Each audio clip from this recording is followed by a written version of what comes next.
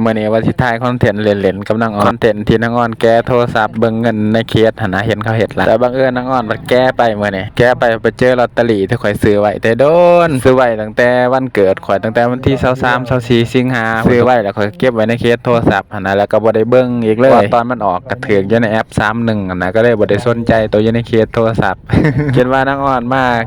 แกะเคสโทรศัพท์ข่อยมื้อนี้แหละมันบ่มีเงินไปซักผ้าแน่ก็เลยว่าถ่ายคอนเทนต์เลยซะตอนที่จะเอาแกะพนักงานไปแกะเคสออกมาพอเราเห็นลอตเตอรี่อะเราว่า31นี่วันที่1กันยายนนี่บ่แม่นมันออก31บ่ล่ะวะข่อยก็ว่าไสลองไปตรวจเบิ่งเอาโทรศัพท์มาตรวจเบิ่งเด็กมาจากนี่นะ สิมาตรวจเบิ่ง ซื้อแต่เฮิงเลยตั้งแต่วันที่1ปุ๊บ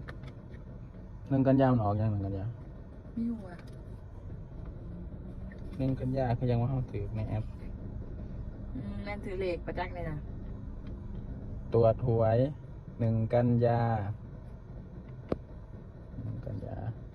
ส่งตัวไทยเลขไงนี่ไง2ตัวท้ายนี่ใช่เลขมั้ยเลขกอบถือรางวัลที่1ไว้จัก02-831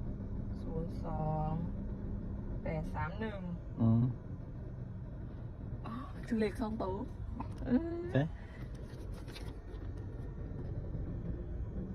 ซื้อไว้ตั้งแต่วันที่1ปุ๊บจนจะหมดเดือนกันยาเลย